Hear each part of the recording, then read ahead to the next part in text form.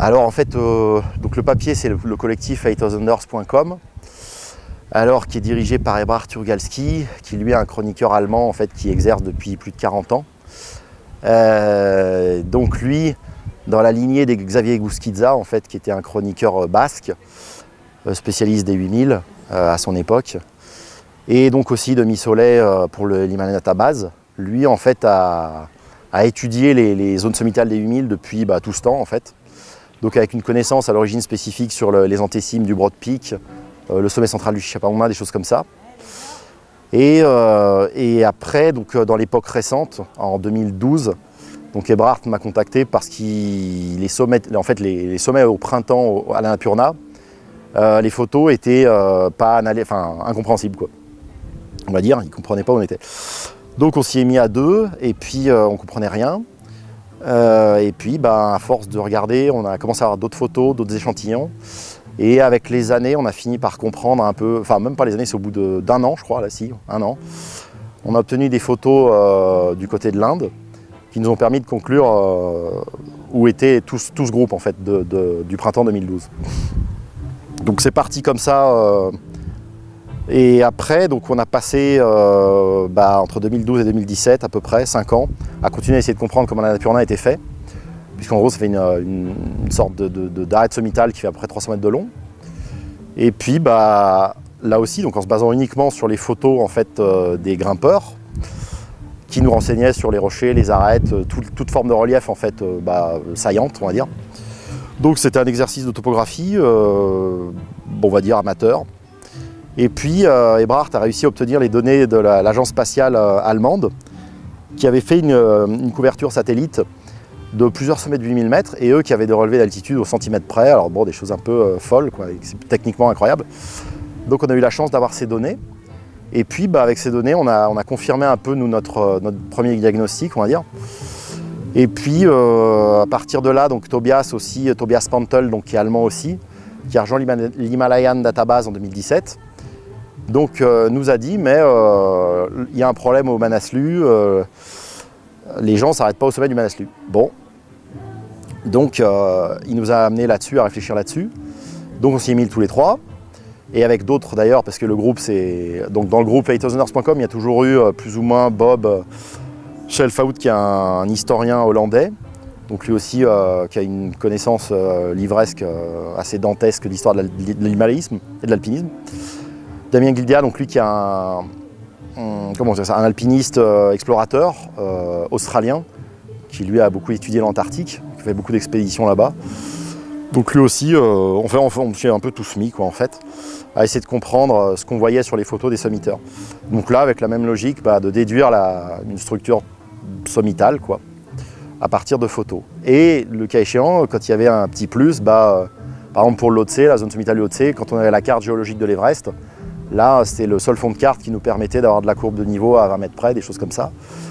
Donc on a toujours essayé de croiser en fait des sources les photos déjà, donc des grimpeurs avant tout, et après un outil de géographie, on va dire, pour essayer de préciser un peu là aussi les distances des différents points sur l'arête sommitale.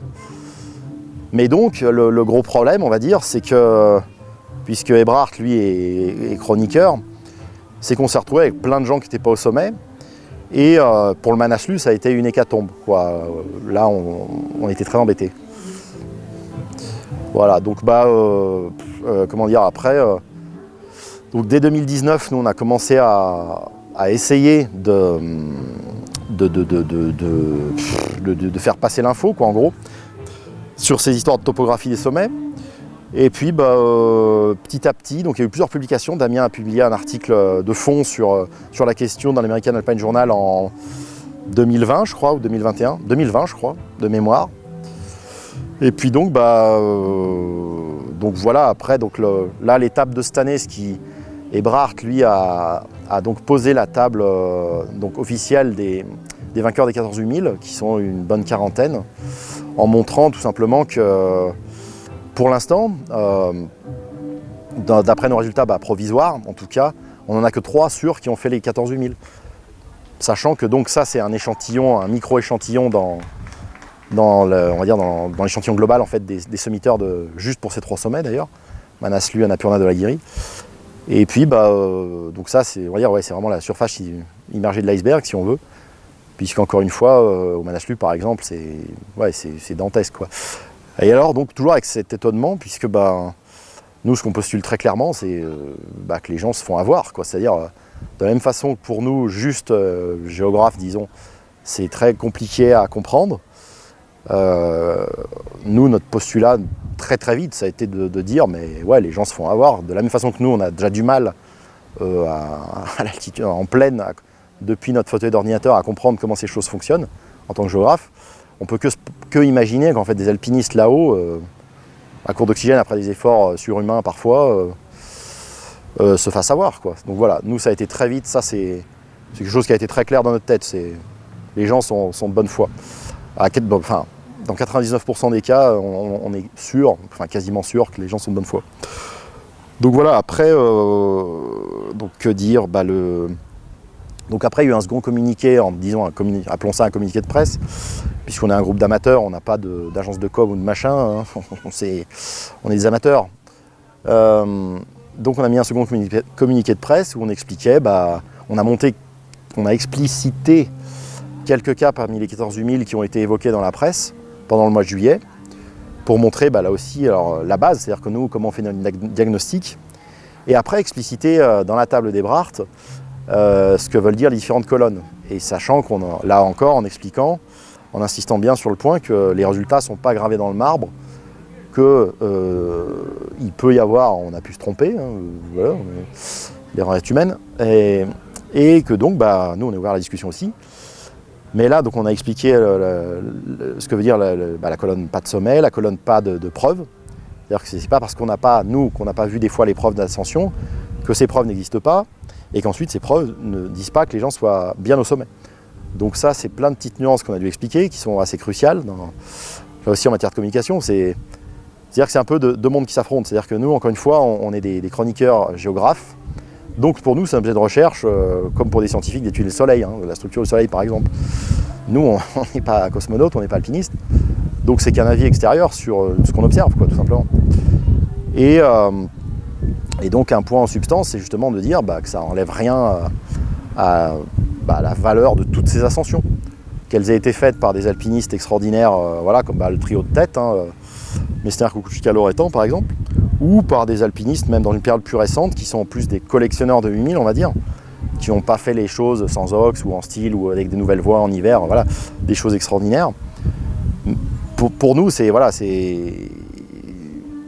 étant que chroniqueur, on reconnaît tout le monde, pour nous, tout le monde est extraordinaire dans cette histoire-là. Et puis voilà, c'est-à-dire, voilà, en gros, c'est le résultat de 40 ans de recherche, puisque Ebrard a commencé il y a 40 ans. Et puis finalement, de résultats cumulés aussi de ceux de Missolet, qui avaient déjà une connaissance très précise, mais on va dire descriptive, de la Napurna, pas de la Napurna, du Dhaulagiri, du Choyu par exemple, ils connaissaient très bien, l'Everest ils connaissaient très bien. Donc ça aussi, c'est des choses qu'on a bien en tête et qui nous aident.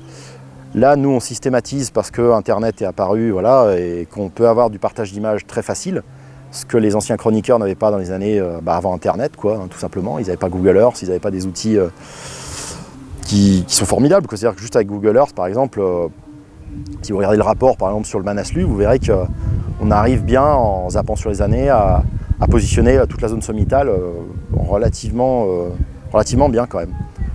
Donc voilà, donc avec ces outils à disposition, c'est évident que c'est plus facile maintenant de faire ce genre de recherche, quoi. Et puis voilà, donc là, sachant qu'on a étudié que 6 sommets de 8000 sur 14, mais qu'on a une idée quand même déjà plus précise des autres sommets, par exemple comme le Chicha, où là c'est un vieux problème déjà, qui est réglé depuis très longtemps, quoi. Mais donc, alors après, ouais, comment dire ça, c'est sûr que là on est un peu une époque sans doute un peu charnière peut-être de ce 8000isme là, qui est apparu récemment avec la consommation touristique presque de ces sommets. Donc là, c'est sûr que la grande inconnue, c'est l'automne qui vient, qu'est-ce que ça va donner au sommet du Manaslu, sachant qu'il y a déjà 400 personnes a priori qui veulent y retourner juste pour aller au vrai sommet. Donc nous, depuis le début, on est un peu inquiets aussi de l'extérieur. Mais bon, comment ça va le faire de faire passer 400 personnes là-haut? sur Starrett Sommital qui est aérienne et en conditions plus ou moins délicates. Donc voilà, on verra bien. Mais après c'est un pas de plus voilà, dans la connaissance de ce qui se fait en fait depuis 50 ans en fait, quoi. Depuis 50 ans, Katmandou, tu avais Demi Soleil qui posait la question par exemple au Choyu, est-ce que vous avez vu l'Everest du sommet du Choyu, et si la malheureuse personne qui revenait de son ascension disait non, elle se faisait sucrer son sommet, quoi. Donc ça n'a rien de nouveau en fait, ce contrôle de la validité des sommets, ça a toujours existé. Donc là on va dire c'est... Comment dire ça, c'est... Alors moi à titre personnel, ce que je trouve sympa, c'est que ce que j'aime bien dans cette idée, c'est juste que les gens avant de partir aient une carte mentale. C'est-à-dire que s'ils ont le cerveau qui est fait pour la vision en 3D, je ne veux pas dire que les yeux fermés ils vont trouver le sommet là-haut, mais ils auront beaucoup plus de chances de le trouver, et ça leur enlève un petit poids de l'esprit pour arriver là-haut le jour du sommet. Ils ont ça de moins à penser, on va dire. Alors après, bon, bien sûr, les conditions sur le terrain, les choses sont toujours différentes que sur le papier, mais ça peut donner voilà, ce petit plus, quoi, pour ceux qui partent maintenant, quoi. Mais nous, le but premier, c'est que les gens aient des infos précises pour faire les choses, entre guillemets, bien sur tous ces sommets. Donc après, ça veut dire que ceux qui ont été avant ont fait les choses mal. C'est qu'encore une fois, nous, on va le rabâcher longtemps. On est dans 99% des cas, on est convaincu, pour ne pas dire sûr, que les gens ne sont pas des menteurs. C'est évident, c'est même inconcevable à l'échelle du nombre de gens qui allaient sur le Manaslu. Si on devait postuler que sur 2000 et quelques, il y avait plus de 1500 menteurs, c'est juste pas envisageable.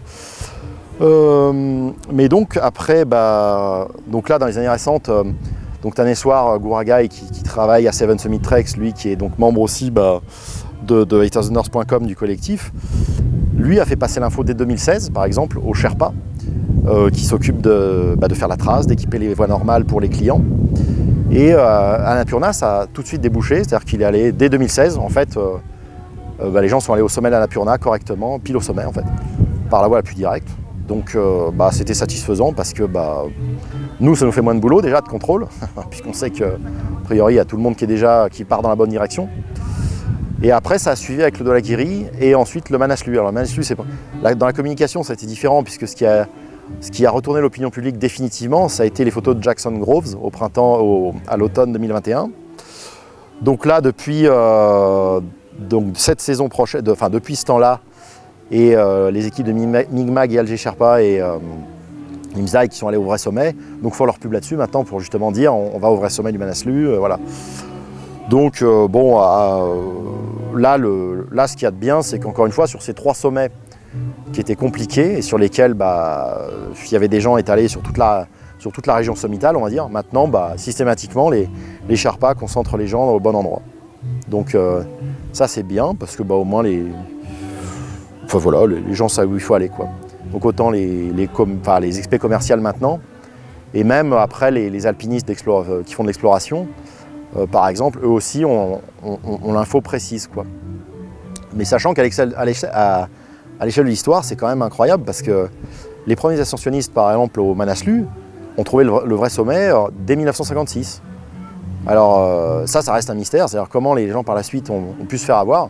Alors nous, on l'a déduit par notre étude, en montrant qu'il y a bien une limite de visibilité qui est légèrement sous C2 si vous regardez le rapport, et que celle-là, elle a fait très mal à une majorité de gens, en fait, sans qu'ils le sachent.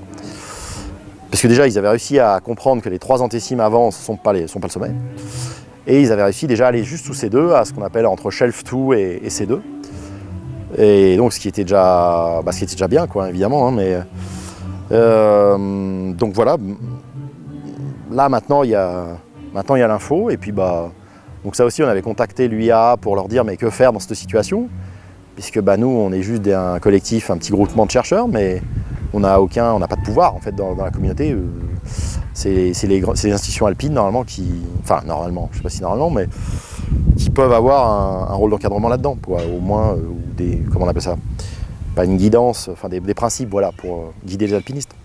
Donc là, on va les relancer pour essayer quand même d'avoir leur position là-dessus, quoi. Parce que y en a besoin, c'est-à-dire si on a des institutions alpines, l'idéal, c'est que dans ce genre de cas qui concerne quand même la communauté, quoi, on puisse avoir leur avis, quoi.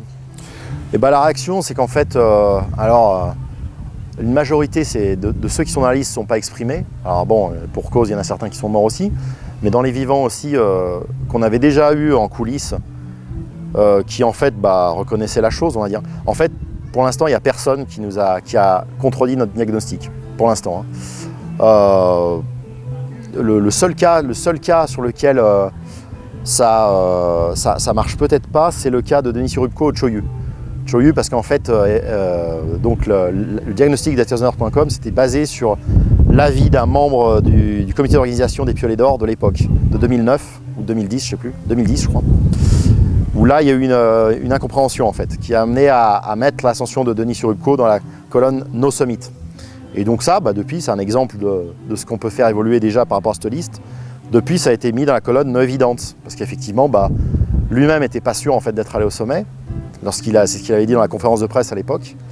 Donc ça, c'est le type de sommet pour lequel, par définition, nous, en tant qu'observateurs, on n'a aucune idée en fait s'il est au sommet. Peut-être qu'il y est, on n'en sait pas. Donc là, depuis, Ebrard a créé une catégorie intermédiaire de possible finisher, c'est-à-dire de mecs qu'il a peut-être fait. Donc pour l'instant, en gros, on en a 3 dont on est sûr qu'ils l'ont fait.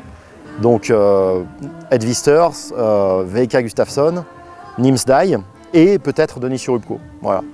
Dans une catégorie intermédiaire. Et peut-être qu'il y en aura d'autres, on ne sait pas. Mais après, pour l'instant, les retours qu'on a d'alpinistes, alors de Corée, d'Italie, enfin de pas mal, de quelques endroits quand même, c'est qu'en gros, personne ne contredit le diagnostic. Alors des fois, les Coréens, par exemple, ont envoyé à peu de temps des photos pour essayer de savoir, par exemple, si Kim Chang-ho, qui était un grand himalayiste coréen, avait quand même pas réussi à aller sur le sommet des 3 qui pose problème. Et en fait, avec les photos qu'ils ont envoyées, ça n'a fait que confirmer en fait ce qu'on avait déjà trouvé. Donc là, malheureusement, il n'y a pas de bonne surprise, on va dire. Et après, donc les réactions officielles, en fait, il n'y en a eu que en Italie surtout et en Allemagne, où là, c'est des himalayistes, des grands himalayistes. Alors évidemment, le King Messner, et puis Ralf Dumowitz en Allemagne, où là, en fait, ils ont été... alors là aussi, comme tous les autres, ils ont pas du tout contredit le diagnostic qu'on a fait nous, c'est-à-dire pour Messner de dire, en gros, d'après votre description, nous, on a tels arguments pour dire qu'on pense que vous êtes arrêté dans la région de la jonction des arêtes. Et Ralf Dumowitz pour dire, en gros, vous êtes arrêté comme un bon paquet de gens sous C2, à cette fameuse limite de visibilité. Donc ça, ils ne le contredisent pas. Après, donc c'est pas notre diagnostic de chroniqueurs qui remettent en question, c'est en gros, on va dire ça. C'est-à-dire que même si on dit et s'ils acceptent le fait, plus ou moins implicitement, de ne pas être allé au sommet, c'est que pour eux, alors Messner surtout sur la valeur en fait de l'ascension de la première ascension de la face nord-ouest de l'Annapurna, ils considèrent que ça va au sommet. Alors ça, dans l'absolu, après c'est un débat de grimpeurs, nous on n'est pas alpinistes encore une fois. Alors c'est évident que cette première ascension, quand vous lisez le récit, c'est dantesque, quoi. Je pense que c'est dans le top 5 des ascensions de Messner. Enfin, il faudra lui demander ce qu'il en pense, mais a priori, je pense que ce ne serait pas absurde. Et puis, Ralf Dumowitz, lui, c'était une ascension régulière de la voie normale du Manaslu, mais donc le problème à chaque fois, c'est qu'évidemment, on ne va pas demander aux alpinistes de retourner, nous, ce serait absurde. Mais donc, après, pour ces alpinistes-là, il y a des enjeux économiques, médiatiques, qui sont tels que, effectivement, pour eux, c'est pas une bonne pub, quoi. Donc ça, donc du coup, ça s'est pas mal déchaîné en Italie, relativement un peu moins en Allemagne. Mais après, alors ça, après, c'est le domaine de maintenant. Là, on va faire une troisième, appelons ça un communiqué de presse, je sais pas comment appeler ça, pour réinsister sur tout ce qu'on a déjà dit dans le deuxième, où pourtant il y avait déjà toutes les idées essentielles. Et nous après, alors dans l'équipe, il y en a qui sont spécialistes de ça, qui font plus de la com. Federico en Italie, c'est sa spécialité. Et puis alors après, à titre personnel, moi je fais que la recherche en topographie. Donc pour l'instant, moi j'ai pas de surprise là-dessus, quoi. Sur les diagnostics qu'on a fait jusqu'à maintenant, on y a passé tellement de temps en fait que maintenant c'est automatique, c'est quasi automatique en fait. Ouais, il y a des photos, on sait tout de suite, quoi. Il n'y a pas besoin de chercher 3 heures, puisqu'on a, encore une fois, sur le Manaslu par exemple, c'est celui qui nous a plus mis la suée. On était quand même à 4 en permanence là-dessus à chercher, à rien comprendre. On n'a rien compris pendant peut-être 1 an et demi, quoi. 1 an et demi, je pense. Et intensif, quoi. Je sais plus le temps exact, mais ça, c'est vraiment mis la suer.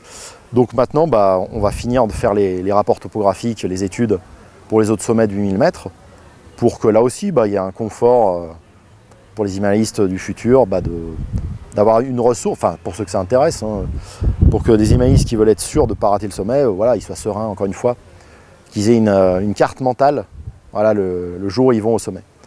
Ils pensent ils sont d'abord sur leur ascension et pour qu'en gros le sommet soit, idéalement, hein, dans l'idéal, soit juste une formalité dont ils puissent profiter pleinement, quoi. Voilà, parce qu'après nous il y a un plaisir d'étudier ces zones parce que c'est évident qu'on n'ira jamais et puis que c'est tous des sommets un peu mythiques du coup quand même si c'est que le biais arbitraire, voilà, du chiffre 8000 qui fait que ça reste dans l'inconscient collectif quelque chose d'un peu mythique, mais alors qu'en fait si on prenait d'autres critères, d'autres appareils de mesure numérique, et si on intégrait tous les grands 7000 de la planète, on s'apercevrait qu'il y a une liste beaucoup plus belle qui pourrait être faite sans doute et un challenge beaucoup plus dur là encore. Ouais. En prenant les grands 7000 par exemple. Chaque année, il y a plein d'ouvertures en style alpin qui s'arrêtent sur des antécimes. Et puis ça choque personne, quoi. C'est-à-dire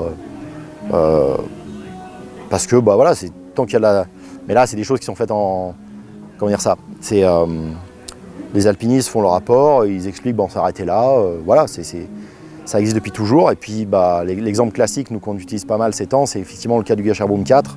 Par exemple, l'ascension mythique de Wojtek Kurtyka et Robert Schauer, où là, Wojtek Kurtyka, pendant des années, se morfondait de ne pas être allé au sommet, alors que ça reste dans le top, je sais pas, le top 10 encore aujourd'hui des plus belles ascensions de l'histoire, sans sommet.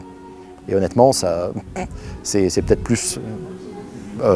ça pose de problème pour personne. Enfin, tout le monde est resté émerveillé par ça. Donc, même nous, les ascensions qu'on a trouvées, par exemple, prenons l'ascension mythique de Loretan Troyet et Steiner en 85 de la Guirie, face est, première hivernale, personne ne l'a refait. Donc quand on lit le récit dans les 8000 rugissants de Loretan, on se dit que c'est surhumain, quoi. C'est-à-dire, ce récit, et moi je continuerai à le lire avec cet œil-là. C'est-à-dire que même si nous on a trouvé qu'effectivement ils se sont arrêtés au Metal Pole, donc à une petite heure de grimpe du sommet, ça ne change rien, c'est-à-dire que leur exploit restera inchangé. C'est-à-dire qu'eux, ils ont cru en toute sincérité, parce que c'est écrit noir sur blanc dans leur récit, qu'ils se sont concertés sans se parler, je crois, de mémoire, dans le récit de Loretan, avec Troyet. Et pour eux, ils étaient au sommet. Et ils ne sont pas les seuls à s'être fait planter à cet endroit-là, puisqu'après, 1 ou 2 ans après, il y a un Sherpa qui a mis un barreau métallique à cet endroit-là, qui a planté plein de gens, dont Benoît Chamou, dont Oyarzabal la première fois qu'il y allait, dont Nives Meroy aussi. Et donc voilà, des ascensions comme ça, ou Messner qu'on citait tout à l'heure, ça ne changera rien au côté extraordinaire de leur ascension. Nous, on continuera d'admirer ça comme des actes surhumains, quoi. Encore une fois, je pense qu'il faut vraiment lire et relire ce genre de récit pour comprendre pour être émerveillé. Voilà, pour nous, ça ne change rien, en fait, en termes de valeur. Puis encore une fois, on n'est pas alpiniste. Donc, encore une fois, alors après, effectivement, nous, c'est un crève-cœur parce que quand on découvre ça, c'est vrai qu'au début, on était très embêtés, en fait. Et surtout, c'est l'accumulation de cas comme ça qui, au bout d'un moment, nous a quand même bien embêtés. Parce que, c'est le panthéon de l'himalayisme, c'est des grands himalayistes, des gens qu'on admire, que tout le monde aime. Loretan, je pense c'est dur de trouver un alpiniste que les gens aiment plus, quoi, par exemple, parmi ces grands himalayistes, quoi. Puis qu'il y a une fin de vie terrible, voilà, c'est... Benoît Chamou qu'on citait aussi, tiens, tout à l'heure. Benoît Chamou, pareil, c'était un type formidable, quoi. On a attendu cette année pour que ses records de vitesse, le record de vitesse du Nanga Parbat tombe, le record de vitesse de la voie normale quand même, par François. Donc c'était des grands alpinistes, des grands bonhommes, voilà. Donc oui, pas de sommet. Est-ce que c'est vraiment... Nous, encore une fois, on regarde ça avec un œil de géographe, de topographe, de chroniqueur. Mais aux alpinistes, je pense que ça... Dans l'idéal d'un alpiniste, la perfection, c'est l'ascension et le sommet. Voilà, c'est les deux, c'est pas l'un ou l'autre, c'est les deux. Mais s'il n'y a que l'ascension, c'est déjà pas pire, hein. C'est déjà extraordinaire, quoi.